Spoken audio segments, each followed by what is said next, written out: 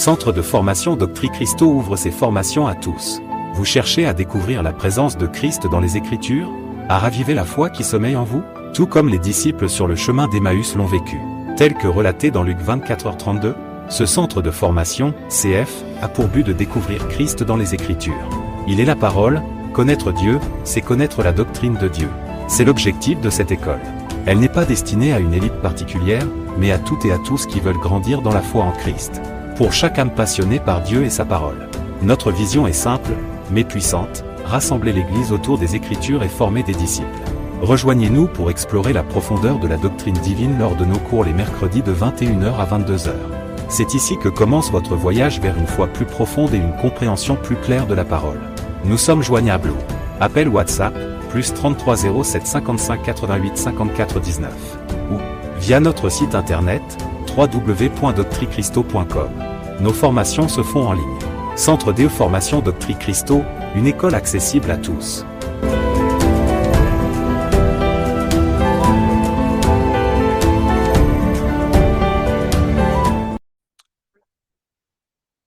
Que le Seigneur soit donc béni pour ce temps qu'il nous accorde une fois de plus pour approfondir les Écritures, afin que nous puissions connaître quelle est la volonté de notre Dieu.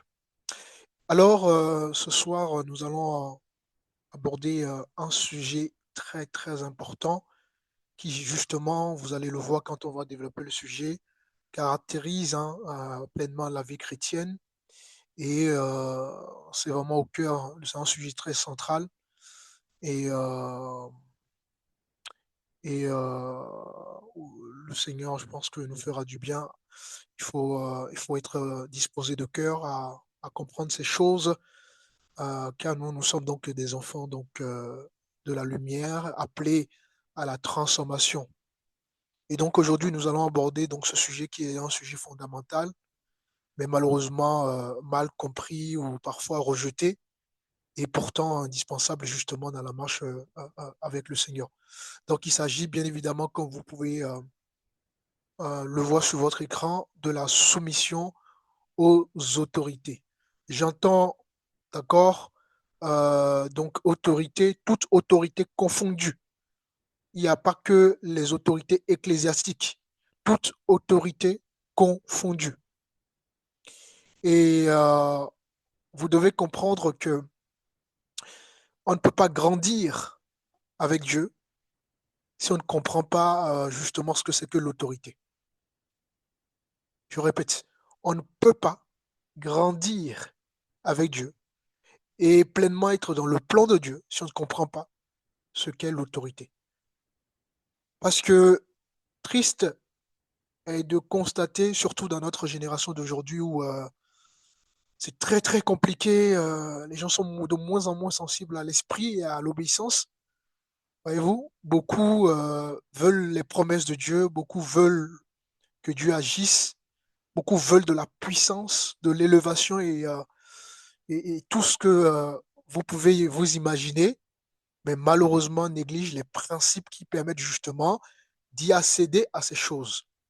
Et parmi ces principes, il y a justement la soumission, parce que la soumission justement occupe une place centrale dans le christianisme, voyez-vous. Et, ça se voit depuis le commencement. Dieu a établi de l'ordre depuis le commencement. Dieu a établi de l'ordre dans les familles. Dieu a établi de l'ordre dans la société. Dieu a également établi de l'ordre qui plus est dans les églises. Et donc, il faut comprendre qu'il y a des autorités que Dieu lui-même a mandatées. Et quand on comprend l'importance de la soumission aux autorités, voyez-vous, là, on va réjouir le cœur de Dieu. On va rentrer dans le plan de Dieu. On va justement incarner pleinement, d'accord, ce que notre nouvelle vie attend de nous. Voyez-vous, les amis, nous vivons dans une génération qui valorise l'indépendance parce que vous devez comprendre que Satan combat l'autorité. Satan n'aime pas l'autorité. Si par exemple, je vous pose la question, à savoir, à votre avis, qu'est-ce qui a fait que Satan était déchu de sa position en tant qu'ange? Est-ce que vous savez pourquoi Satan a été déchu? Qui sait pourquoi? Parce qu'il voulait défier Dieu. Il voulait défier Dieu. Non, c'est pas ça. Même si, effectivement, on peut, ça s'entend, hein, mais c'est pas le motif principal. C'est parce Parce qu'il que, a désobéi à Dieu. Désobéir à Dieu, ok, c'est pas forcément ça, mais ça fait partie aussi du processus.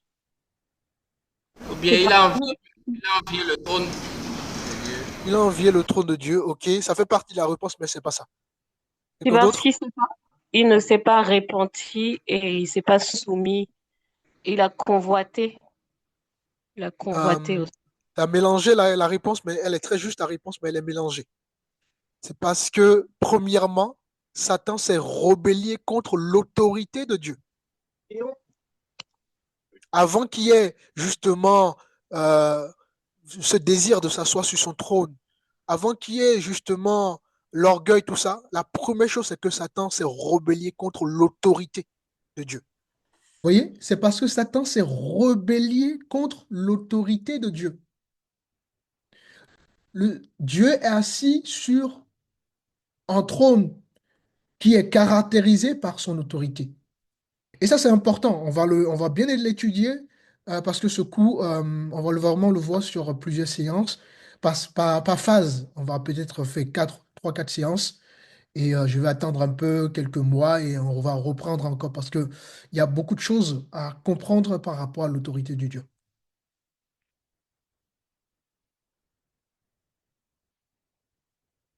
Il y a une chose qui, euh, comment vous dire, que Dieu ne supporte pas, c'est la rébellion contre son autorité. Donc la rébellion, à partir de là, devient un principe de Satan. Et nous qui sommes donc des enfants de Dieu, appelés à marcher par l'esprit, à vivre par l'esprit, mais comment pourrions-nous marcher avec Dieu, en portant en nous les principes de Satan? On ne peut pas être un enfant de Dieu et vivre dans les principes de Satan.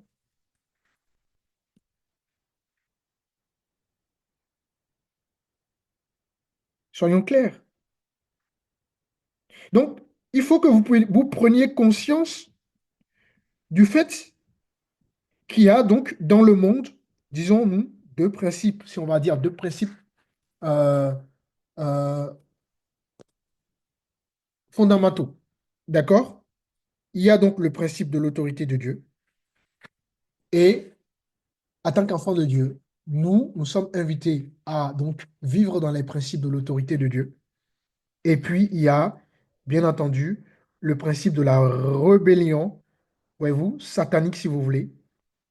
Et en tant qu'enfant de Dieu, nous ne pouvons pas servir Dieu tout en marchant sur le chemin de la rébellion. Il y a un entretenu un esprit de rébellion.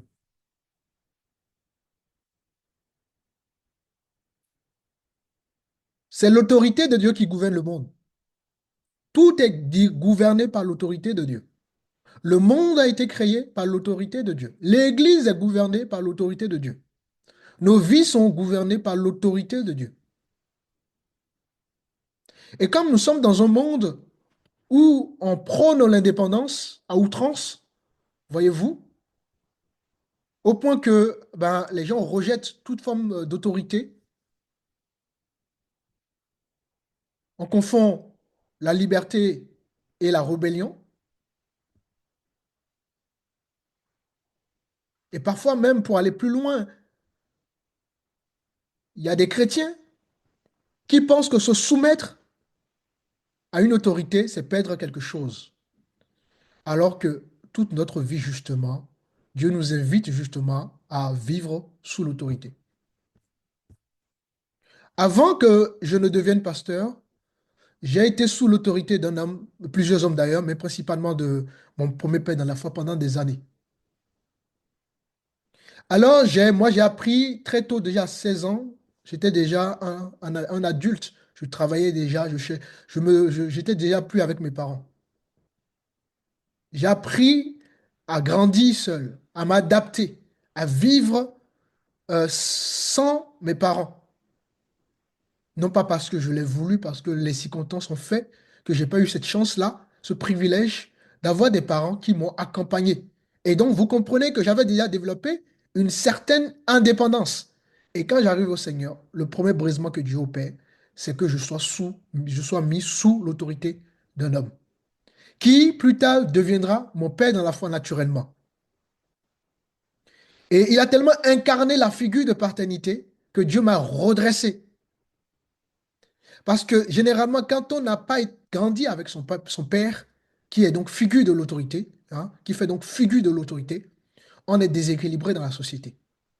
Et le Seigneur, sachant que si je ne grandis pas avec une figure paternelle, je ne grandis pas sous l'autorité, je risque de faire un dégât dans ma vie.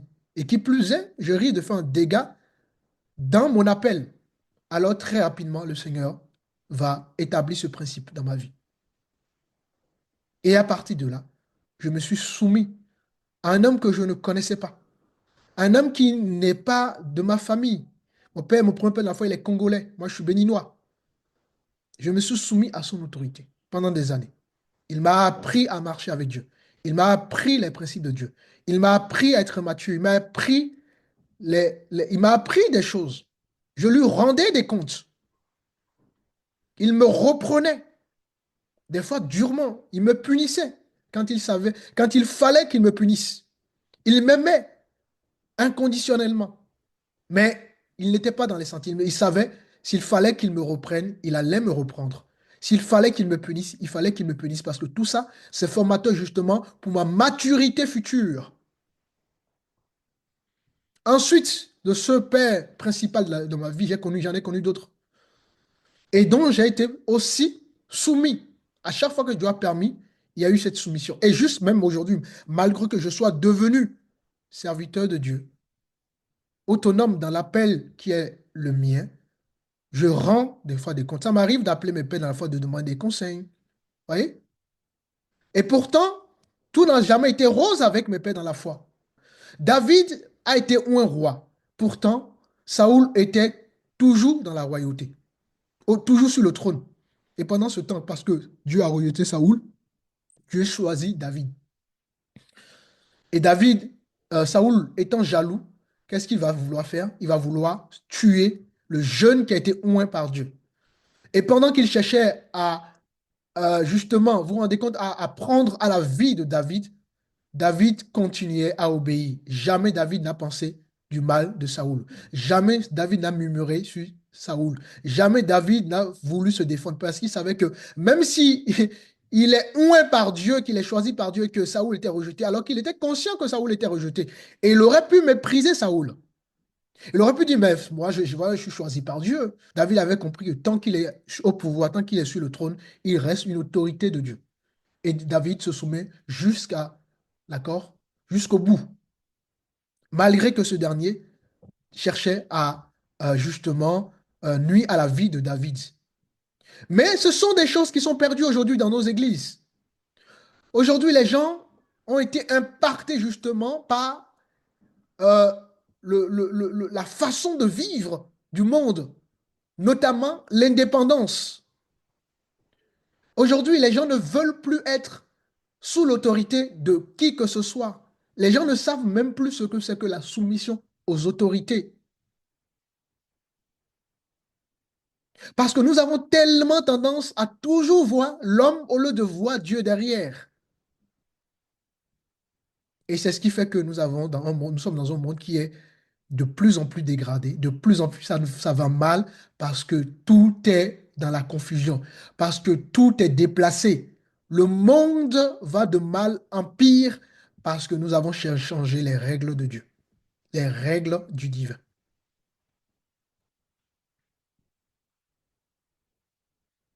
nous avons changé les règles du divin. Même aujourd'hui, je rends des comptes. C'est très important. Et j'ai toujours fait de sorte que, même mes pères, on a eu des incompréhensions. J'ai toujours fait de sorte que le même mot. Je me rappelle mon départ dans ma première assemblée, je l'ai fait dans la paix. J'ai été rejeté en ce moment. Mon père aussi ne m'avait pas compris. Et si, sans doute parce qu'il m'aimait profondément et il ne voulait pas forcément la séparation. Il a fallu du temps pour que je comprenne aussi ça. Et je l'en voulais un petit peu au début, parce que je me suis dit qu'il m'a abandonné, lui qui était une figure paternelle pour moi. Mais j'avais compris plus tard que c'était son amour qui a fait qu'il qu'il a eu l'attitude qu'il avait eue. Mais juste, sans aucun doute, je ne l'ai jamais manqué de respect. Mes pères dans la foi, moi, je suis très proche de mes pères dans la foi. On mange, on rigole ensemble, on fait des choses ensemble, mais jamais je les ai tutoyés. Jusqu'à aujourd'hui, je continue toujours à les vous voyer. Et pourtant, il y a une véritable proximité avec ces gens-là. Donc, tout ça pour vous dire quoi? Si vous ne comprenez pas que Dieu établit des autorités dans nos vies et que nous devons nous soumettre aux autorités, et toute autorité confondue, pas simplement les autorités spirituelles ou ecclésiastiques, mais à la fois aussi les autorités du monde, nous allons toujours passer à côté de ce que Dieu veut de nous. Et c'est pour ça qu'on peut stagner, on tourne en rond, parce qu'on ne veut pas vivre sous l'autorité pour être brisé.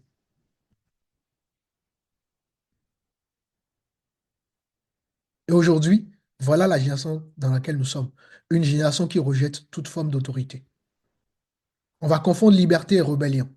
Or, la rébellion, c'est un principe du diable. Et en tant qu'enfant de Dieu, nous ne pouvons pas marcher justement sous les principes de Satan. Et si vous ne comprenez pas, vous ne prenez pas conscience de ça, que la rébellion, c'est un principe de Satan. Ce n'est pas de Dieu la rébellion. On pense que se soumettre, c'est perdre quelque chose. Non. Se soumettre, c'est tout simplement se positionner correctement devant Dieu.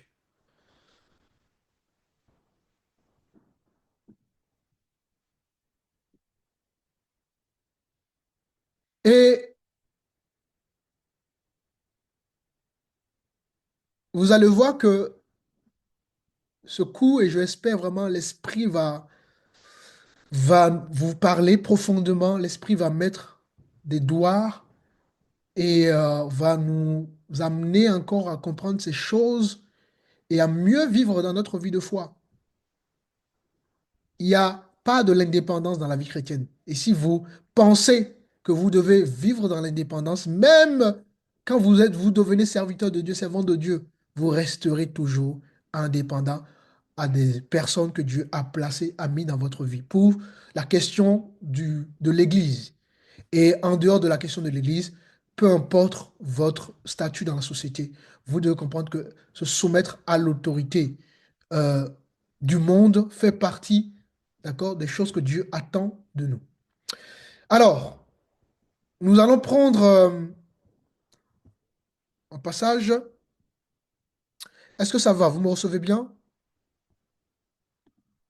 Oui, pasteur. Très bien. Oui, Nous sommes,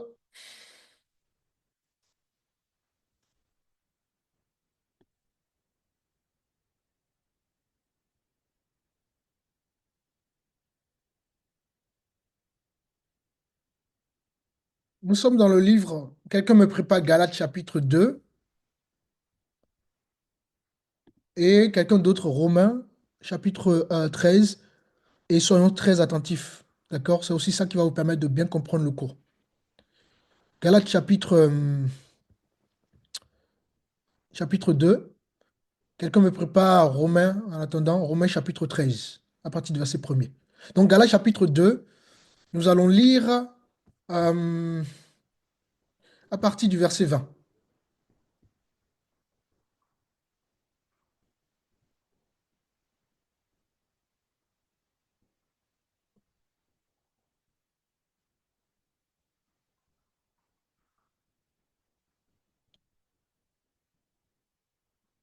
Je vous écoute.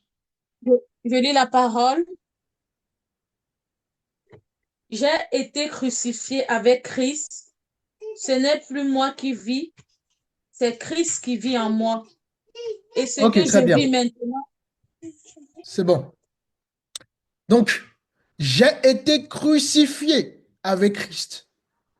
Mon frère, ma soeur, la vie chrétienne, c'est une vie où nous sommes crucifiés avec Christ. Nous sommes crucifiés et dépourvus, d'accord, de notre nature charnelle. La notion de la crucifixion est centrale dans la vie chrétienne. S'il n'y a pas de croix dans ma marche avec Dieu, je ne suis pas capable, d'accord, de toucher le cœur de Dieu. Jésus m'appelle à être crucifié dans ma nouvelle vie.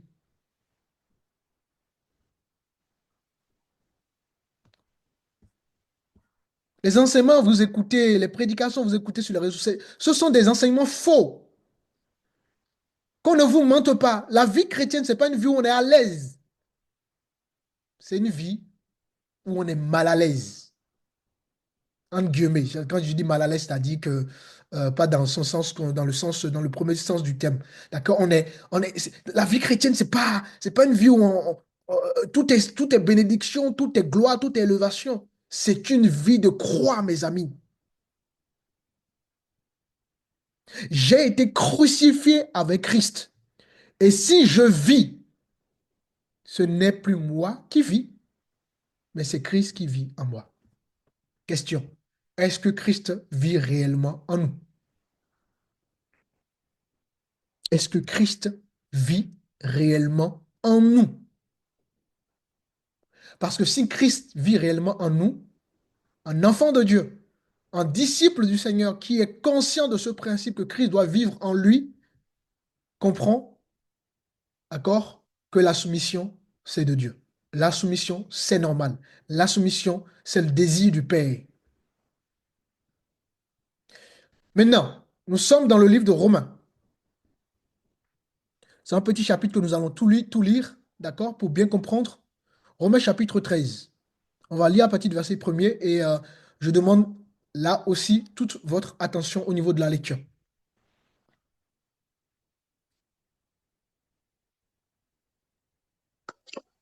Je lis au nom de Jésus-Christ, Romains 13, verset 1er.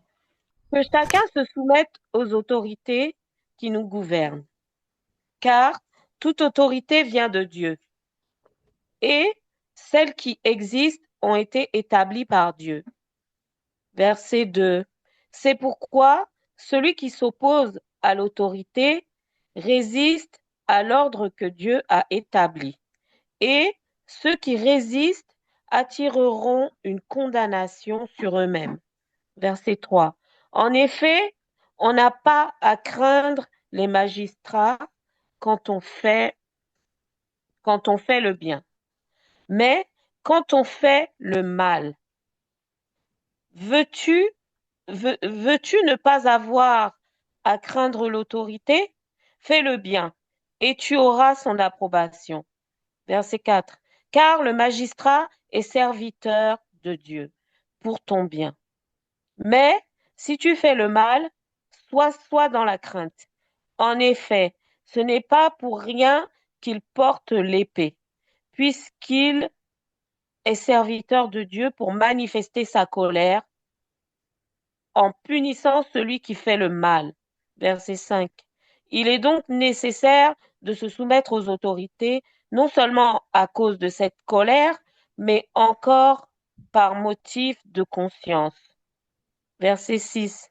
C'est aussi pour cela que vous payez des impôts, car les magistrats sont les serviteurs de Dieu qui s'appliquent entièrement à cette fonction. 7. Rendez à chacun ce qui lui est dû. L'impôt à qui vous devez l'impôt. La taxe à qui vous devez la taxe. Le respect à qui vous devez le respect. L'honneur à qui vous devez l'honneur. Verset 8. Ne devez rien à personne si ce n'est de vous aimer les uns les autres. Car celui qui aime les autres a accompli la loi. 9. En effet, les commandements, tu ne commettras pas l'adultère, tu ne commettras pas de meurtre, tu ne commettras pas de vol, tu ne porteras pas de faux témoignages, tu ne convoiteras pas, ainsi que tous les autres se résument dans cette parole. Tu aimeras ton prochain comme toi-même. 10. L'amour ne fait pas de mal au prochain. L'amour est donc l'accomplissement de la loi. Cela est d'autant plus important que vous savez quel temps nous vivons. C'est l'heure de vous réveiller enfin du sommeil, car maintenant le salut est plus près de nous qu'au moment où nous avons cru. 12. La nuit est bien avancée, le jour approche. Débarrassons-nous donc des œuvres des ténèbres et revêtons les armes de la lumière. 13. Conduisons-nous honnêtement comme en plein jour, sans orgie ni ivrognerie, sans immoralité ni débauche, sans dispute ni jalousie. 14. Mais revêtez-vous du Seigneur Jésus-Christ et ne vous préoccupez pas de votre nature propre pour satisfaire ses convoitises. Amen. Merci pour cette longue lecture. Et comme vous pouvez, je l'espère, imaginer au travers de ce chapitre en dit long. Ce chapitre, il y a beaucoup de choses à dire au travers de ce chapitre. Mais nous allons évoluer progressivement pour que les choses soient claires, je l'espère, à la fin donc de ce sujet que nous abordons à la lumière de la parole du Seigneur. Maintenant, ce que j'aimerais que vous reteniez par rapport à ce chapitre, on va séquencer ce chapitre en 3 phases. D'accord? La première séquence, on nous parle de l'autorité. Deuxième séquence, on nous parle de la redevabilité. Donc, rendez à tous ce qui leur est dû. L'impôt, à qui vous devez l'impôt. Le tribut, à qui vous devez le tribut. La crainte, à qui vous devez la crainte. L'honneur, à qui vous devez l'honneur. Donc, on voit très bien que dans la deuxième séquence, nous avons des dus à rendre. Et regardez le verset continue en parlant maintenant.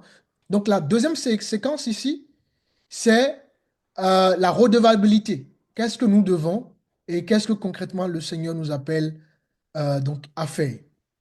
Et la troisième séquence, on nous parle, la nuit est avancée, le jour approche.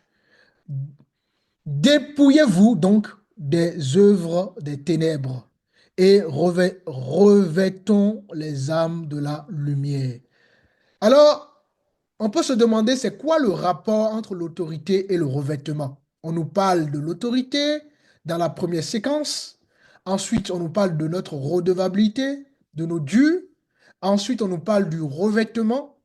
Tous ces 3 séquences, d'accord, vont ensemble parce que l'un ne peut pas aller sans l'autre. C'est pour ça qu'on y retrouve la soumission aux autorités, qu'on y retrouve les dus et qu'on y retrouve le dépouillement. Mais il y a beaucoup de choses à dire. Mais d'abord, restons sur ces 3 séparations, 3 séquences. L'autorité, les dus et le dépouillement. Est-ce que ça va? Oui, pasteur. Amen, amen. Très bien. Aujourd'hui, les amis, il y a un phénomène qui grandit de plus en plus. Et comme donc, évidemment, là, quand on parle de l'autorité, je précise encore une fois le plus que ce n'est pas simplement l'autorité de l'Église, d'accord? Mais pour donc parler plus de notre attitude dans notre marche avec le Seigneur, il y a un phénomène qui de plus en plus, voyez-vous, touche les enfants de Dieu qui sont nés de nouveau. Nous nous trompons lorsque nous faisons les choses pour Christ.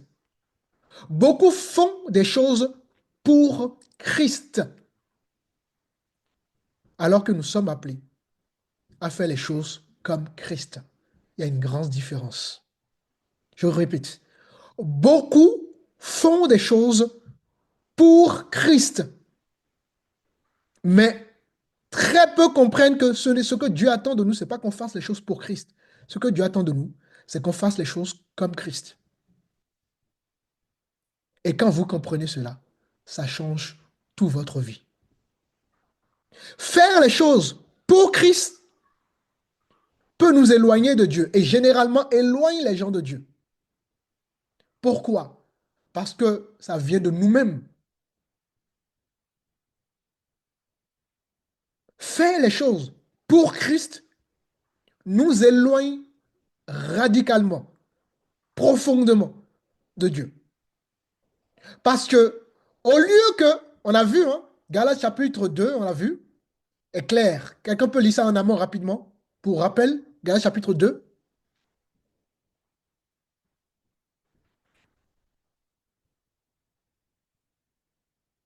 Le verset 20.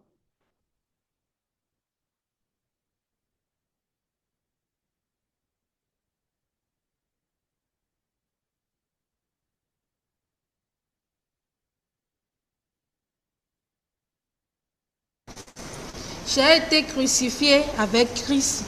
Et si je vis, ce n'est plus moi qui vis, c'est Christ qui vit en moi. Merci, Sœur Eunice. Donc, la Bible me dit que, en tant qu'enfant de Dieu, régénéré, que j'ai été crucifié. Et dorénavant, si je vis ma vie de foi, ma vie de disciple avec Jésus, ce ne sont donc plus ma volonté qui doit vivre, mais celle de Dieu. Ce ne sont plus donc mon ancienne vie qui doit continuer à me diriger, mais ma nouvelle vie. Ce ne sont plus mes pensées qui doivent continuer à me guider, mais les pensées de Dieu. Donc, faire les choses pour Christ nous éloigne de Dieu. Pourquoi? Parce que ça nous amène toujours à faire les choses selon notre propre volonté. Nous continuons à faire les choses selon notre ancienne nature.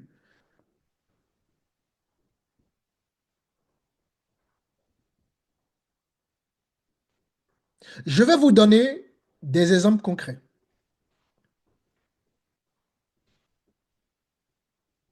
Vous savez que beaucoup servent Dieu sans pour autant avoir une relation avec Dieu. On peut être très actif dans l'Église, dans les programmes, tout ce que vous voulez, mes frères, mes sœurs. On peut prêcher, on peut être dans l'organisation, on peut chanter, tout ce que vous voulez.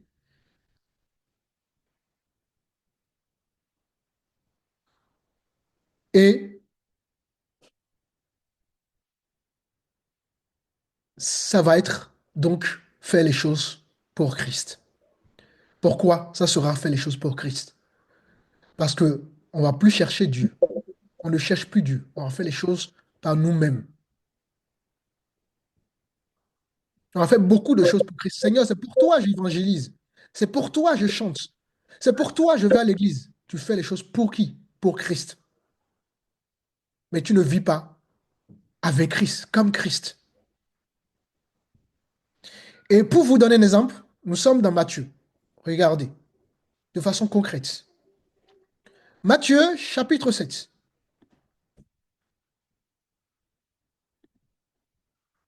Nous allons prendre à partir du verset 22.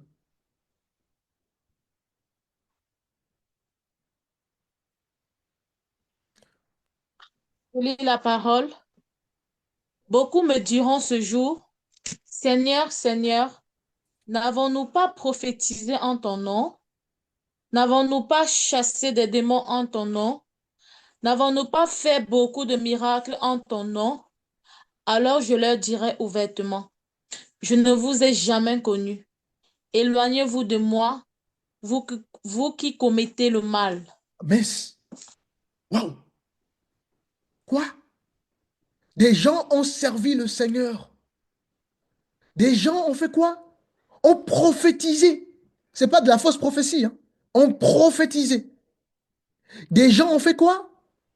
Ont chassé des démons par le nom de Jésus. Des gens ont fait quoi? Ont fait des miracles. Waouh! Par le nom de Jésus. Et Jésus dit, alors, je leur dirai ouvertement, je ne vous ai jamais connu. Comment ça se fait qu'on peut faire toutes ces grandes choses et se retrouver à ce que le maître dit qu'ils ne nous connaissent pas? Cela voudrait dire, mes frères, mes sœurs, qu'on a fait les choses, d'accord, pour Christ. Oui, mes frères, on peut chasser les démons pour Christ, prophétiser pour Christ.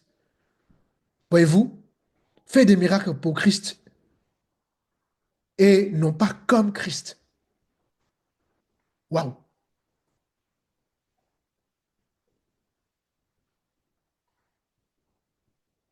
C'est important de comprendre ça.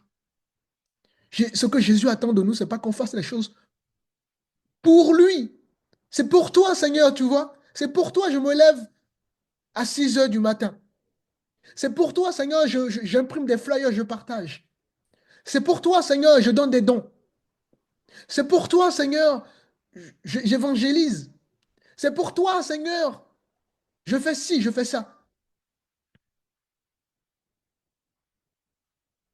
Il y a des gens qui mènent des faux débats entre les religieux, entre les musulmans ou autres, qui attaquent, qui disputent pour défendre Dieu sur les réseaux sociaux. Et le pire dans tout ça, ils croient se battre pour Christ, alors que, comme Christ, alors qu'ils font les choses pour Christ.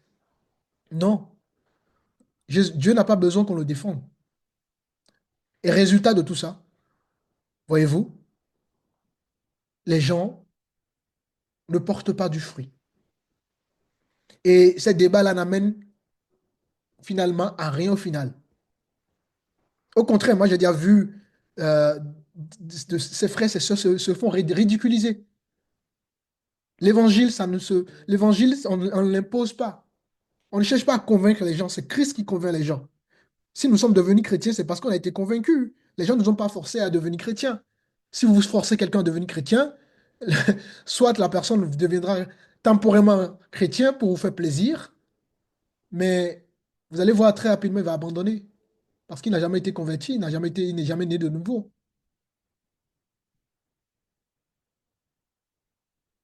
Une personne peut faire du bien, faire des dons, des aides, tout ce que vous voulez, des soutiens, mais au fond, la personne peut chercher justement la reconnaissance, l'approbation ou se sentir utile.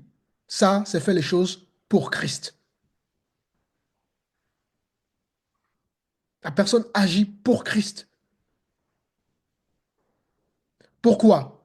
Parce que toutes ces actions, bien que ça paraît noble à l'apparence, est centrée sur la personne elle-même et non sur Christ. Donc, conclusion, fait pour Christ égale quoi? Initiative tout simplement humaine. Or, fait comme Christ égale quoi? Galates 2, le verset 20 nous donne la réponse.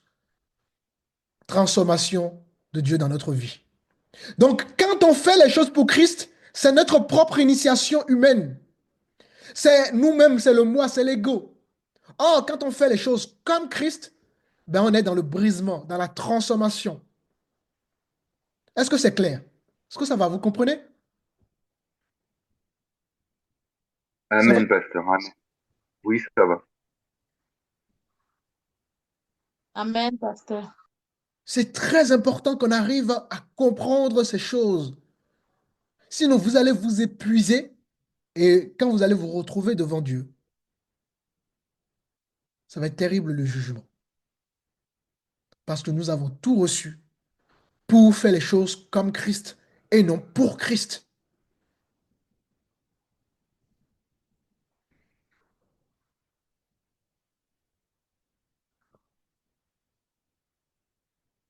l'histoire a montré que beaucoup d'actions ont été faites pour Christ et continuent, les gens continuent à faire les choses, voyez-vous, pour Christ, mais sans réellement refléter le cœur de Dieu, le brisement de Dieu, la transformation que Dieu attend d'eux, la croix.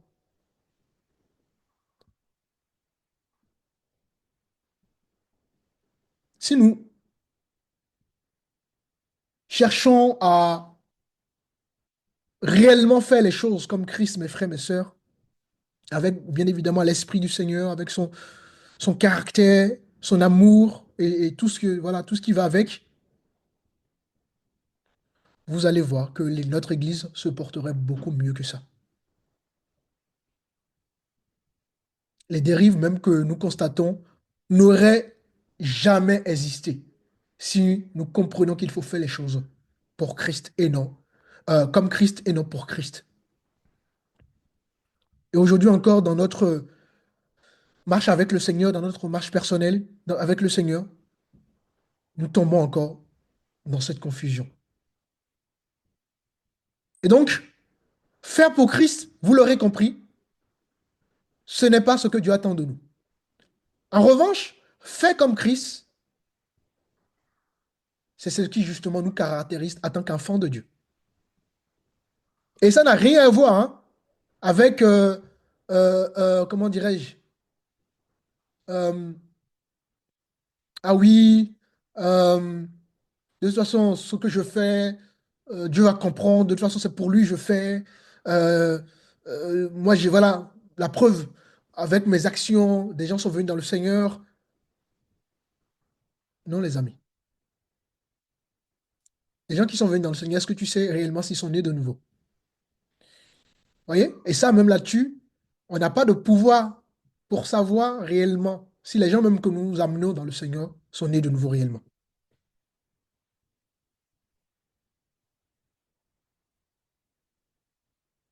Vous vous rappelez de l'histoire de Salmon?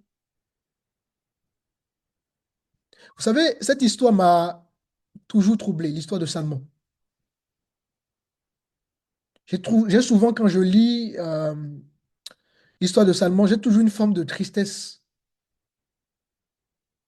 Parce que quand je pense à lui, avec tout ce qu'il a reçu de Dieu, avec tout ce qu'il représente, voyez-vous, Salmon a généralement fait les choses pour Dieu, mais pas toujours avec son cœur, avec le cœur de Dieu. Et la vie de Salmon, contrairement à son père, David est totalement différente. David, par exemple, n'était pas parfait, bien évidemment, hein. On sait que David a mal agi aussi dans sa vie. David a chuté. Mais David, il faisait les choses comme Dieu, pas pour Dieu. David a commis beaucoup de fautes, mais il avait une passion réelle. Il avait véritablement ce brisement pour Dieu. Salmon va être visité par le Seigneur. Dieu lui demande, demande-moi ce que tu veux. Et vous savez ce que Salmon a demandé? Justement, la sagesse. Uniquement la sagesse. Que Dieu lui donne la sagesse pour gouverner et diriger son peuple en tant que roi, pour gouverner le peuple de Dieu. Et vous savez ce que Dieu a fait? Dieu lui a donné plus que ce qu'il a demandé. Dieu lui a donné la richesse, la gloire, la puissance, tout ce que vous voulez. Et pourtant, ces mêmes choses que Salomon a reçues de Dieu, qui sont une bénédiction, vont contribuer à sa chute. Certes, il y a eu les femmes qui ont joué un rôle dans son égarement, parce que Salomon a eu beaucoup de femmes. Mais la richesse, la puissance n'ont rien arrangé non plus, hein. Pourquoi? Parce que Salomon faisait les choses pour Dieu. Et ce qui aurait dû être un témoignage dans la vie de Salomon, ce qui aurait dû être un témoignage pour les nations, est devenu malheureusement un piège pour lui-même.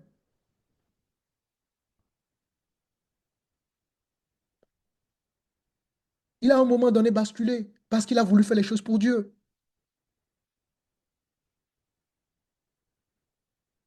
Il a continué à faire les choses pour Dieu, les amis. au lieu de faire les choses comme Dieu. Et donc, rien qu'au travers de l'histoire de Salomon, on peut comprendre qu'il y a des vies qui finissent mal à cause de quoi? De cette confusion généralement entre justement le pour et le contre. Au lieu de faire les choses comme Christ, de vivre comme Christ et non pour Christ,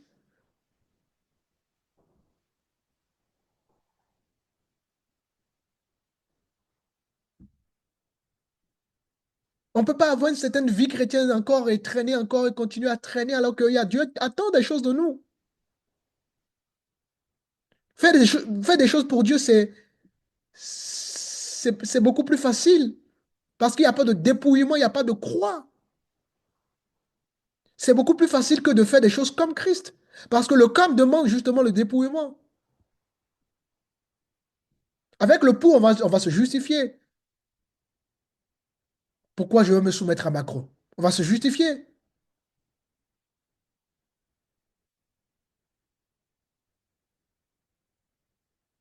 Mais quand tu fais les choses comme Dieu, tu comprends que même Macron, qui est là, en tant qu'autorité du monde, est une autorité dans ta vie. Et je vous ai souvent donné l'exemple, rappelez la dernière fois, au Bénin, je me suis fait arrêter par des policiers et je me suis soumis à ces autorités-là. Et je me suis rendu compte, alors qu'au début, ils étaient venus avec une mauvaise intention, avec le visage totalement froissé. Et quand l'esprit me dit, soumets-toi, je descends, je parle gentiment, machin, machin, etc. Et au final, ben, l'atmosphère s'est détendue. Au lieu que l'objectif principal pour lesquels ou pour lequel ils m'ont arrêté aboutisse, ben, on a fini par causer. Et ils ont même été dépassés de savoir que j'étais un pasteur qui était aussi humble à ce point-là. Ce sont eux-mêmes pas leurs propres mots. Vous voyez que le résultat, ça peut donner quand on se soumet? Oui, qui que nous sommes, peu importe, Dieu a toujours établi des autorités. Toujours. Ce n'est pas parce que je suis un pasteur que je ne vais pas me soumettre aux autorités. Ce n'est pas parce que je suis parent que je ne vais pas me soumettre aux autorités. Ce n'est pas parce que je suis député que je ne vais pas me soumettre aux députés. Même un président est lui-même soumis à une autorité.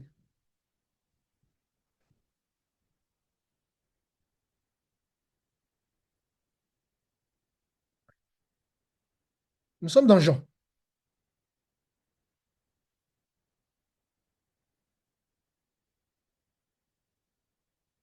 Je suis devenu un enseignant aujourd'hui parce que j'ai été brisé, hein, on m'a repris, hein. Moi, j'ai connu, moi, mais mon père dans la foi, nous, on n'a pas eu ce privilège qu'aujourd'hui, les gens ont. En plus, euh, quand je remarque, hein, je regarde un peu les ministères d'aujourd'hui, c'est terrible, les ministères d'aujourd'hui. Hein, les gens utilisent leur autorité pour dominer, pour faire beaucoup de choses. Et pourtant, même dans ça, Dieu demande la soumission. Et dans les milieux où les gens on est souvent simple, on est toujours dans la simplicité, là encore, on remarque que c'est terrible. En fait, on ne discipline pas les gens. Les gens finissent par négliger ce que c'est que l'autorité. C'est la soumission de l'autorité qui vous forme dans la vie. C'est parce qu'on a été soumis à nos parents qu'on est devenus des adultes responsables. La soumission, ça ne peut que vous faire du bien dans la vie, hein. Ça ne fait pas que de mal. Si nous avons reçu de la discipline de notre parent, nous serons disciplinés à notre tour dans la société. Et c'est bénéfique pour nous-mêmes et pour la société. Regardez les enfants d'aujourd'hui qui ne sont plus soumis aux autorités. Regardez les enfants où les parents ont totalement abandonné leurs responsabilités. Regardez ce qu'ils sont devenus aujourd'hui. Des parents sans limite. Récemment, d'ailleurs, vous voyez, il y a un jeune, un étudiant qui est parti en Chine récemment. Et il pensait que comme tout est permis en France, donc il pouvait se permettre tout. Il va dans un distributeur, il voulait acheter, il prend la paille, il suce la paille et il remet la paille dans les autres pailles. Hop. Ben, en Chine, ça ne se passe pas comme ça. En Chine, les gens sont disciplinés. Et là, actuellement, là, il court 2 ans de prison. Pourtant, il est parti en vacances et se retrouve maintenant à faire 2 ans en prison en Chine. Parce que oui, tout, c'est pas parce qu'il y a le désordre en France qu'il y a le désordre partout. Vous voyez, quand on est discipliné, ça nous aide dans la vie. Quand on apprend la souffrance à un enfant, remarquez les enfants à qui on a tout donné. Hein? Ils sont nés avec une cuillère dans la bouche, on a toujours tout donné. Regardez leur vie dans la société. Ils n'ont pas de maturité. Mais un enfant qui a connu la souffrance, qui a été éduqué dans la souffrance, c'est un enfant responsable. Donc l'autorité, ça nous forme, ça nous redresse. Parce que oui, la chaîne n'aime pas l'autorité. Je ne fais pas ce que je veux à Châtres. Hein. Si je fais n'importe quoi, on va m'envoyer une convocation. Je ne fais pas ce que je veux. Vous voyez, n'importe, je suis dans un train, je ne fais pas ce que je veux. Je suis au travail, je ne fais pas ce que je veux. J'ai une autorité, il y a une autorité professionnelle qui est établie. Donc, je dois suivre les règles de l'entreprise. Je ne fais pas ce que je veux dans une église. Il y a des règles. Le je m'en fous, là, l'indépendance, je fais ce que je veux, je suis mon propre référent, etc. Tout ça, ça nous conduit à la mort. Voilà pourquoi nous sommes déséquilibrés. Jean chapitre 18.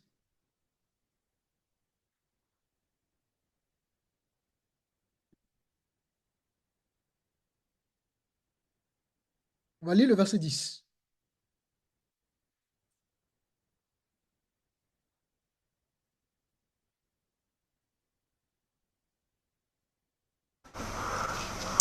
Simon-Pierre, qui avait une épée, la tira, frappa le serviteur du souverain sacrificateur et lui coupa l'oreille droite. Ce serviteur s'appelait Malchus. Ok, très bien. Jésus, C'est bon, on s'arrête là. On va prendre Matthieu 26.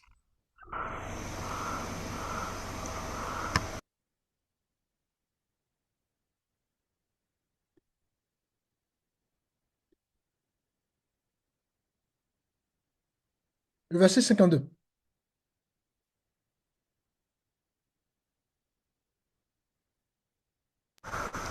je lis au nom de Jésus.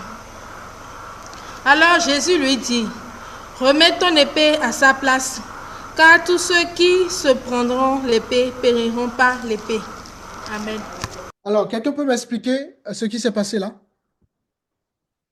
Je vous ai lu donc Jean, parce que j'ai donné deux passages différents, parce que dans l'autre passage, on donne plus d'informations, d'accord? On a lu Jean chapitre 18, 10, et Matthieu 26, 52, et 52 à 53. Qu'est-ce qui s'est passé? Quelqu'un peut me dire ce qui s'est passé là?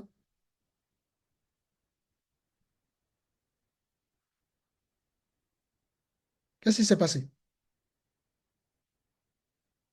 Bien-aimé, vous êtes là? Oui, pasteur. Pour ma part, c'est lors de J'entends pas la voix des l'arrestation, autres. lorsqu'on est Oui? venu, Comment? on est venu pour arrêter Jésus Mhm. et que Pierre a voulu le défendre Ok. en utilisant l'épée. En utilisant l'épée. Et Jésus l'a reprimandé en disant non, que, il n'était pas censé, il n'est pas censé, c'est pas nécessaire d'utiliser l'épée parce que celui voilà, qui utilise l'épée mourra par l'épée. Ok, très bien. Voilà.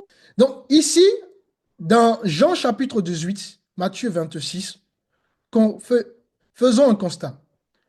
L'apôtre Pierre, lorsque les souverains sacrificateurs ont envoyé des soldats pour justement, voyez-vous, euh, arrêter notre maître, le Seigneur, l'apôtre Pierre va faire quoi? Il va sortir son épée et il va couper l'oreille d'un des serviteurs du souverain sacrificateur pour défendre Jésus. Entre vous et moi, humainement parlant, on peut avoir l'impression que son geste est noble, est juste, n'est-ce pas? C'est quand même pour défendre un maître qu'il aime. C'est pour défendre son Seigneur qu'il prend l'épée. Il voulait protéger quelque part son maître. Mais il a agi par zèle, par loyauté quelque part. Vous voyez? C'est ce qu'on appelle ici agir donc pour Christ. Pourquoi on peut dire qu'il a agi pour Christ? Parce qu'il n'a pas fait les choses comme Christ. On a vu, Jésus le reprend dans le chapitre, dans le verset 53, donc de Matthieu chapitre 26. Jésus le reprend immédiatement et il lui dit de remettre son épée. Pourquoi, à votre avis? Parce que l'apôtre priait, agissait, n'est-ce pas? Pas comme Christ, mais pour Christ. Et donc, c'est l'un des passages qui révèle une vérité importante. L'apôtre priait avait une bonne intention, mais malheureusement, il avait une mauvaise manière. Vous voyez?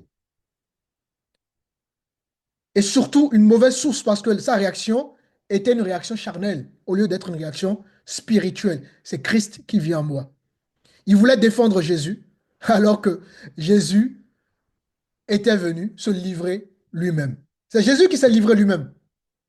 D'ailleurs, Jésus le dira, hein, si on continue, dans le verset 13. Quelqu'un peut continuer? Dans le verset 53, pardon.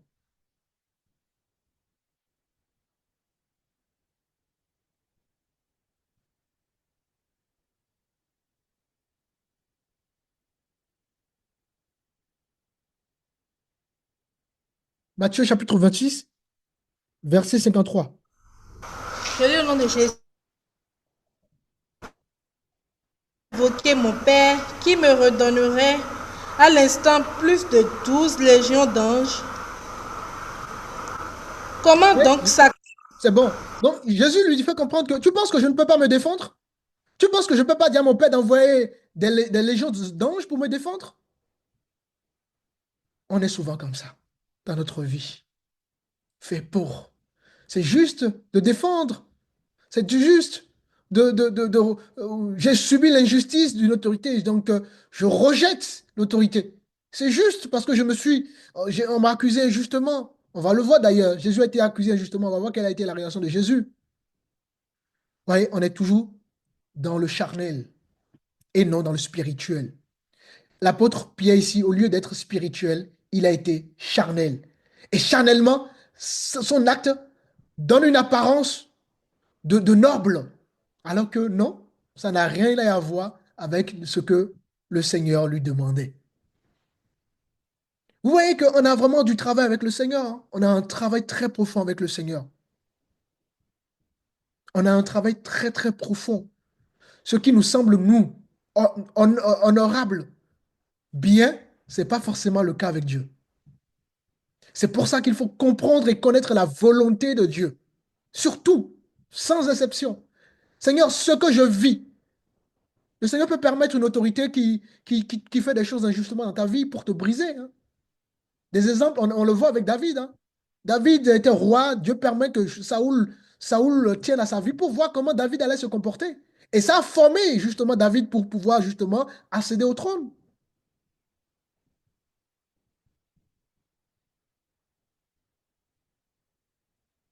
Et l'un des plus grands actes qui fait que nous sommes là aujourd'hui, c'est parce que Jésus s'est soumis à une autorité malgré l'injustice. On l'a accusé à tort. On l'a diffamé à tort. Pendant qu'il allait à la croix, on disait, bah, voilà, c'est le Dieu que vous avez ça, qui ne peut même pas se défendre. Vous pensez que Jésus ne pouvait pas se défendre, ne pouvait pas empêcher la croix? C'est pour ça que la Bible déclare que la croix, c'est une folie pour le monde, mais c'est une puissance pour nous qui sommes en Christ. C'est la croix qui a fait qu'aujourd'hui nous sommes sauvés. Et la croix, c'est ce que le Père voulait. Et Jésus s'est soumis à l'injustice des hommes pour pouvoir nous sauver. Pendant que les gens pensaient que Jésus ne pouvait plus se sauver, c'est un scandale, comment un homme, un prophète qui a fait des miracles ne peut pas se sauver lui-même. Il aurait pu se défendre, il aurait pu leur montrer que moi je suis le fils de quelqu'un. Il a accepté l'humiliation. Il a accepté qu'on lui dise qu'il n'est plus rien du tout. Il a accepté qu'on remette en cause, en question, tous les miracles, tout ce qu'il est, tous ses enseignements, parce que les gens disent, ah ben, donc c'est un faux prophète, il n'est pas capable de se défendre. Et ça peut bouillonner, hein. Ça bouillonne dans le cœur. Quand on nous accuse injustement, comment ça bouillonne dans le cœur? On a envie de se justifier, prendre le micro, parler, envoyer des longs messages, expliquer le comment, le pourquoi. Parce que ça bouillonne dans le cœur. Il faut qu'on en... Vous voyez? Nous, on le sait, on est comme ça. Jésus a fait tout le contraire, mes frères et sœurs. Donc, même quand on subit de l'injustice face à une autorité telle qu'elle soit, que ce soit une autorité du monde ou ecclésiastique, nous devons la soumission.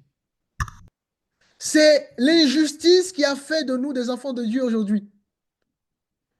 Et là, je ne suis même pas encore rentré.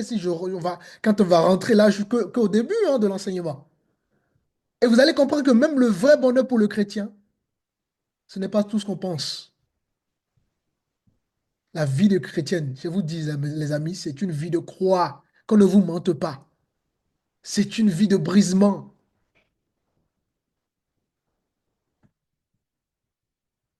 On peut faire quelque chose de juste en apparence, mais être complètement à côté de la volonté de Dieu.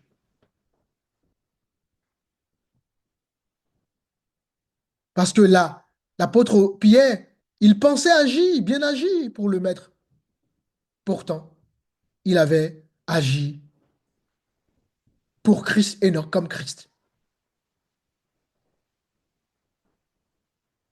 Et donc, mes frères, mes sœurs, agir comme Christ, c'est tout simplement entrer dans une autre dimension. Et très peu, rares sont ceux qui sont prêts à rentrer dans cette dimension. Ce n'est plus moi qui vis, mais c'est Christ qui vit en moi. Ça, il faut le réciter tous les jours où vous vous levez le matin. Seigneur, ce n'est pas moi qui dois vivre dans cette journée. Vis en moi. C'est ça notre vie chrétienne. Être comme Christ. Mes frères, mes sœurs, ce n'est pas une œuvre de l'extérieur. C'est un état d'intérieur. C'est porter un vêtement divin.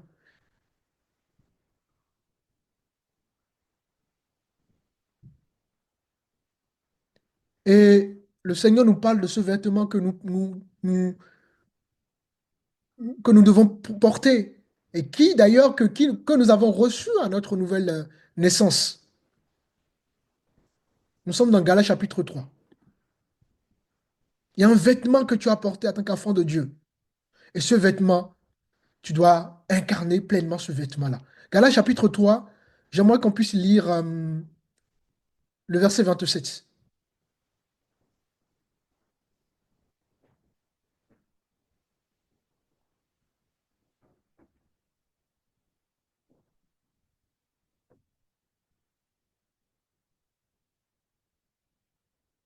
Galates chapitre 3, le verset 27. Vous tous qui avez été baptisés en Christ, vous avez revêtu Christ. Amen. Alléluia. Vous avez fait quoi? Vous avez, mon frère, ma soeur, tu es revêtu de Christ. En d'autres termes, tu portes un vêtement. Être comme Christ, mes frères, mes sœurs, c'est porter un vêtement divin.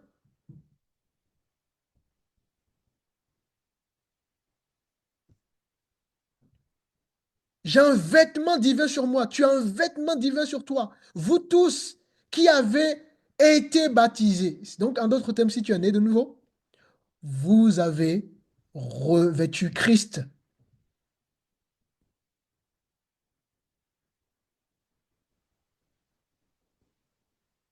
Vous avez revêtu Christ. Et le terme grec utilisé signifie littéralement enfiler un vêtement.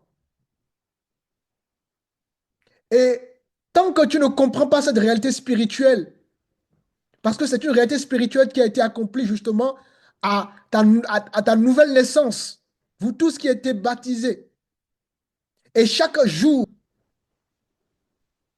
nous devons marcher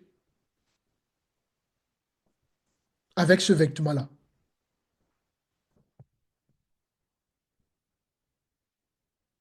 C'est une réalité qui doit être dans nos quotidiens. Pourquoi?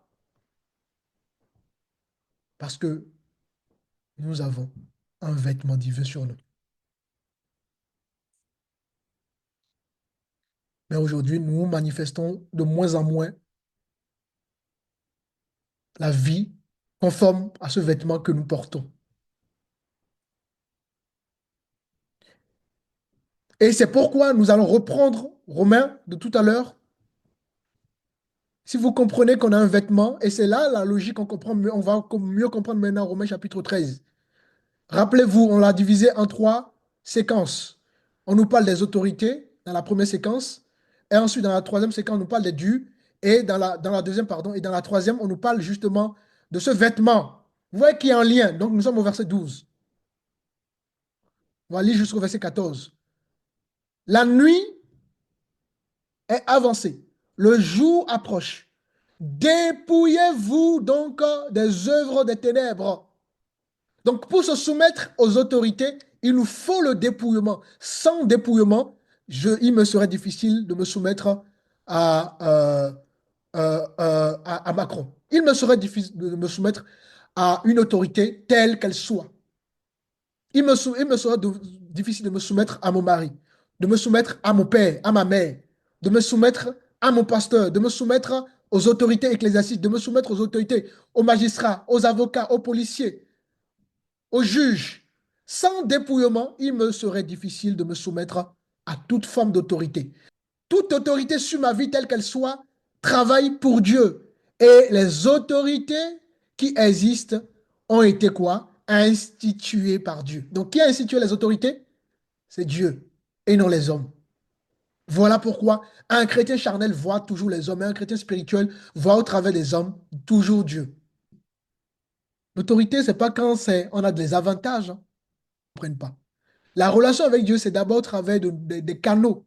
Et tant qu'on ne comprend pas ça, et ça a été justement le péché de Satan. Et on le voit, hein. Nous avons, le Seigneur a envoyé son Fils pour nous sauver, mais Satan n'a pas eu ce privilège-là d'être sauvé, parce qu'on ne touche pas à l'autorité de Dieu. Celui qui touche à l'autorité de Dieu, d'accord, touche directement à Dieu lui-même. Et les conséquences sont dramatiques et nous le vivons dans notre génération d'aujourd'hui. Nous voyons tout ce qui se passe parce que nous ne voulons pas nous soumettre à l'autorité. Donc, voilà, je fais ce que je veux. Ouais, on est dans un monde, je fais ce que je veux. Reprenons le verset 12 de Romains chapitre 13. Et revêtons les âmes de la lumière, marchons honnêtement comme en plein jour. Rappelez-vous, toutes ces choses qu'on a dans la troisième section est liée à la première section qui est donc l'autorité. D'accord? Marchons honnêtement comme en plein jour, loin des excès de l'ivrognerie, de la luxure, de l'impudicité, des querelles et des jalousies. Le verset 14 qui m'intéresse. Mais on retrouve encore la même chose qu'on a vu dans Galates chapitre 3 tout à l'heure.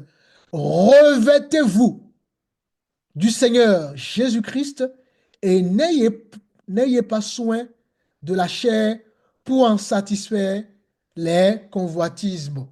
Donc, qu'est-ce que Dieu me dit? De me revêtir, voyez-vous? Donc, du vêtement divin et donc de ne pas donc nourrir ou prendre soin de ma chair. C'est très puissant. Un chrétien qui est charnel ne sera jamais soumis à Dieu.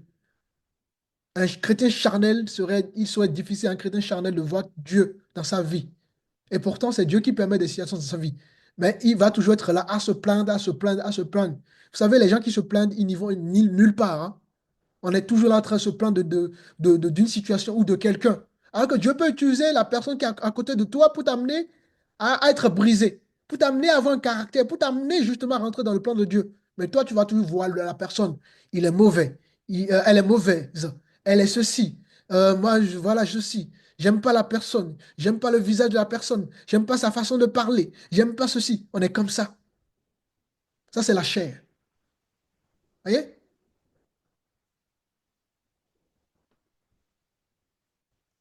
Revêtez-vous du Seigneur Jésus-Christ. Qu'avons-nous fait de cette parole, mes frères et mes sœurs? Qu'avons-nous fait de cette parole, chrétien? Es-tu chrétien? Qu'as-tu fait de cette parole? Revêtez-vous du Seigneur Jésus-Christ. Qu'est-ce que tu as fait de cette parole depuis que tu es né de nouveau? Nous l'avons mise de côté. Alors qu'en réalité, elle est censée être une réalité visible dans notre vie. Une réalité tangible dans notre vie, mes frères et mes sœurs. Une réalité concrète. dans notre vie avec le Christ? Qu'avons-nous fait de cette parole? Aujourd'hui, beaucoup de nos frères, de nos sœurs dans les églises sont engagés de façon active, sont présents, mais malheureusement ne sont pas transformés. Les gens servent, les gens jeûnent, les gens prient, les gens tout ce que vous voulez, les gens chantent, mais dans les réactions, dans les relations, dans les attitudes quotidiennes, Christ n'est pas visible parce que on ne s'est pas justement dépouillé de notre vieille nature. Et aujourd'hui, il suffit d'une offense pour que la chair prenne justement le dessus. Tu offenses quelqu'un, hop, tu vas voir le visage de la personne tout de suite. Romains 13, 14, mais revêtez-vous du Seigneur Jésus-Christ et n'ayez pas soin de la chair pour en satisfaire quoi? Les convoitismes. Donc quelqu'un qui prend soin de la chair, voyez-vous, ben, il va être les choses, il va être dans l'apparence. Mais quand vous allez titiller, creuser un peu, là vous vous rendez compte que en fait la chair est toujours là, toujours.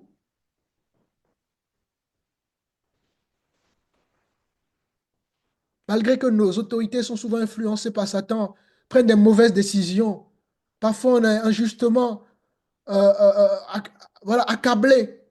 Dieu demande la soumission, malgré tout, à ses autorités. Car il n'y a aucune autorité qui ne vient de Dieu. Et regardez, Romain nous dit, va plus loin. Romain nous dit,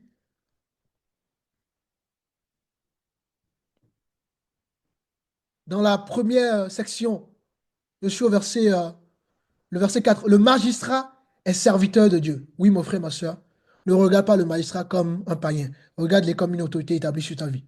Pour les biens. Mais si tu fais le mal, crains-le. Donc, on doit craindre le magistrat.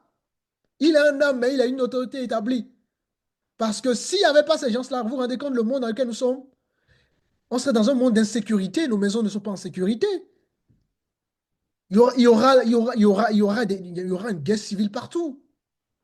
Donc, béni soit Dieu que Dieu établit des autorités pour que nous puissions être dans un monde organisé. Car ce n'est pas en vain qu'il porte l'épée. Donc, quelqu'un qui porte l'épée, ça voudrait dire quoi? Ça voudrait dire que on va pas toujours recevoir de bonnes choses des autorités. Parce que l'épée, ça fait mal. Donc, parfois, on va être blessé par l'épée. Hein, parfois, voilà, on va être tranché par l'épée, ça va nous faire mal. Parce que l'épée, ça fait mal à la chair. On va dire, aïe, ça fait mal. Mais c'est une autorité établie par le Seigneur. Et je me dois de me soumettre. Étant serviteur de Dieu. Donc, vous voyez que l'autorité, même dans le monde, est un serviteur de Dieu pour exercer la vengeance et punir celui qui fait le mal. Donc, quand tu agis mal, comprends que tu dois être puni par l'autorité. Dans l'église, quand tu fais mal les choses, comprends que tu vas être repris par l'autorité. Nous acceptons les encouragements, nous acceptons des encouragements, des bénédictions, mais quand une autorité, quand on fait quelque chose de mal, de mauvais, ou quand on agit mal et qu'on nous reprend, là, hop, la chair prend le dessus. Qu'avons-nous fait de cette parole? Revêtez-vous de Christ. Alléluia. Il est donc nécessaire d'être soumis, non seulement par crainte de la punition, mais encore par motif de conscience. C'est aussi pour cela que vous payez les impôts. Voyez, il faut payer les impôts. Hein? Il y a des chrétiens qui râlent aujourd'hui, on est là, on est tout en train de râler sur tout. Tout, on râle sur tout. Car les magistrats sont des ministres de Dieu, entièrement appliqués à cette fonction. Et la fonction de magistrat n'est pas là pour faire du bien. Hein. Quelqu'un qui est magistrat n'est pas là pour faire du bien. Vous voyez? Rendez tous, rendez à tous, rendez à tous ce qui leur est dû. Donc vous devez, votre dû aux autorités, c'est votre soumission. Est-ce que ça va? Amen, pasteur. Est-ce que vous comprenez? Est-ce que ça va? Oui, oui, oui, oui. Amen, amen. Ça va, pasteur.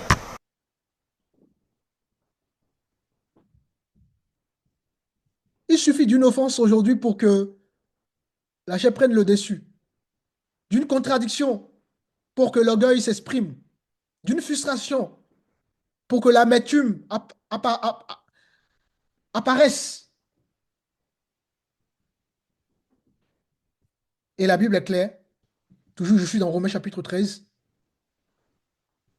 N'ayez pas soin de la chair pour en satisfaire les convoitismes. Alors, je dois être revêtu de Christ. Nous avons souvent une vie totalement opposée à ce que le Seigneur nous demande. La vie de Jésus n'a pas été une vie juste. Combien d'injustices, et nous allons développer tout ça pendant le cours, combien d'injustices Jésus a subi? Combien de fois Jésus a subi de l'injustice? Jésus lui-même étant Dieu, il s'est soumis à des autorités romaines. C'est un homme qui comprenait que c'est mieux d'obéir à Dieu que de se rebeller, de vivre par la chair, de vivre selon ce qu'on pense. On a vu, hein, l'apôtre Pierre pensait bien fait. C'était humblement, quand on prend du recul, on a l'impression que c'est tellement, son acte, c'est un acte de bravoure. Et pourtant, aux yeux de Dieu, voyez-vous, c'est la désobéissance. Waouh! Est-ce que nous méditons assez pour comprendre ces choses? Est-ce que nous allons à la profondeur de ce que Dieu nous demande? Aucun n'est indépendant dans la vie. Nous devons, aucun, même nous qui sommes des serviteurs de Dieu, nous restons sous l'autorité. C'est pour ça que dans l'église primitive, vous voyez, les apôtres se rendaient des comptes. Pourtant, ce sont des apôtres. Ils rendaient des comptes. Parce que vivre sous l'autorité nous dirige, nous conduise. Si nos parents sont là, heureusement pour ceux qui ont encore des parents vivants, c'est une grâce d'avoir des parents encore qui continuent à nous donner des conseils, nous orienter. Tant qu'ils sont là, c'est tout bénéf pour nous. Même si on a fait notre vie, il reste des gens qu'on peut consulter. Il reste des gens qui peuvent toujours apporter le savoir dans notre vie. Et c'est ça qui nous guide dans la vie, c'est ça qui nous pousse à être matures, c'est ça qui nous pousse à grandir, c'est ça qui nous pousse à être positionnés, c'est ça qui nous pousse à être bénis. Aussi longtemps qu'on va vouloir être indépendant, on va toujours échouer ou on va stagner. Et qui plus est, on va rendre des comptes.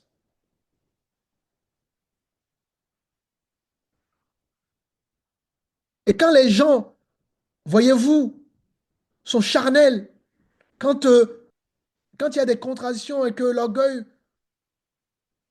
se manifeste, etc., tout ce que vous connaissez, cela révèle tout simplement une seule chose. Nous, les amis, nous faisons simplement les choses pour Christ et non pas comme Christ. Nous ne sommes pas revêtus de Christ. C'est ce que cela veut dire. Il n'y a pas la croix dans notre vie. Regardez ce que, je finirai pour la première partie par ce verset-là. On va prendre Ésaïe.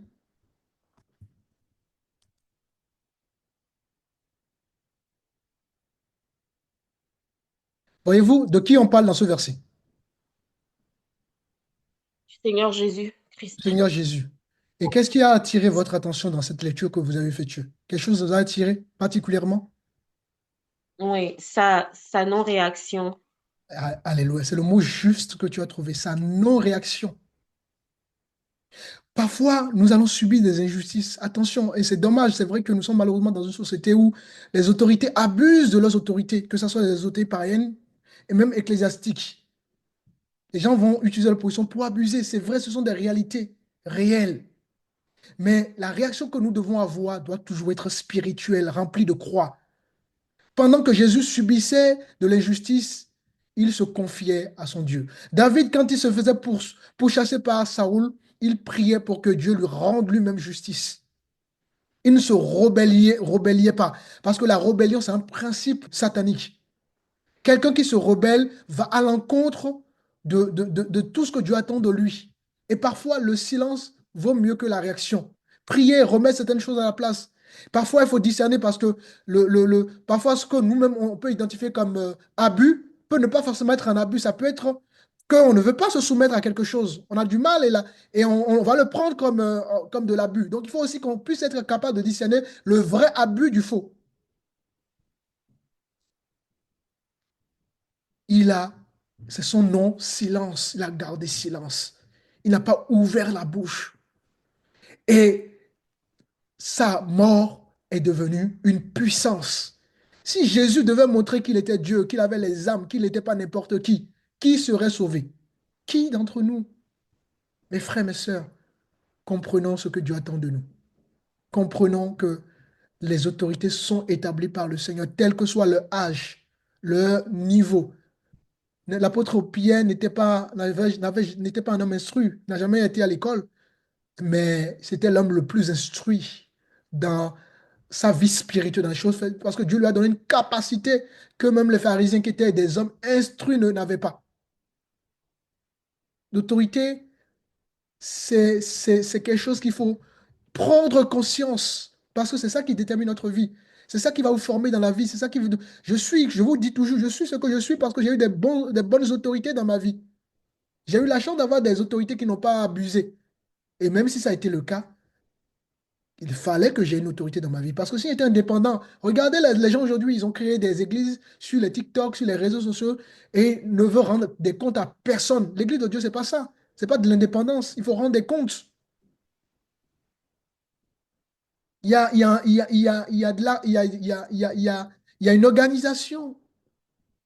Je ne peux pas aller dans une entreprise faire ce que je veux si je veux que véritablement cette entreprise me garde, que si je veux justement évoluer dans cette entreprise.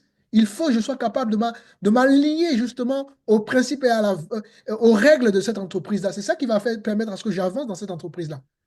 Donc, encore une fois de plus, c'est très important, vous comprenez ça, mes frères. Nous avons ce privilège de parler. Regardez, on ne parle plus de ces choses dans le monde d'aujourd'hui. On ne parle plus de la croix, de l'autorité, de ces choses. Les serviteurs de Dieu sont devenus des serviteurs centrés sur le m'as-tu vu. Revenons à la crucifixion. Jésus l'a dit, renoncez à vous-même si vous voulez me suivre. Si vous n'êtes pas capable de renoncer à vous-même, il vous serait difficile de me suivre. Parfois, on stagne, mais parfois, il faut se poser la question, Seigneur, est-ce que je suis vraiment dans ta volonté? Pourquoi je stagne aussi tant? Pourquoi je n'avance pas? Il y a certainement quelque chose que je n'arrive pas à vivre avec le Seigneur. Mes frères, l'Église doit reprendre sa nature. L'Église doit comprendre que nous devons vivre comme Jésus et ne pas nourrir notre chair. Donc voilà, ça c'est la première partie. Nous allons développer un peu plus tout ça. Le livre de Romains 13, tout ça. Des hommes concrets, etc. Tout ça au fur et à mesure. Par la grâce du Seigneur, nous développerons aussi le cas de Satan. Et par la grâce du Seigneur, j'espère vraiment que l'Esprit va nous parler. Et donc, euh,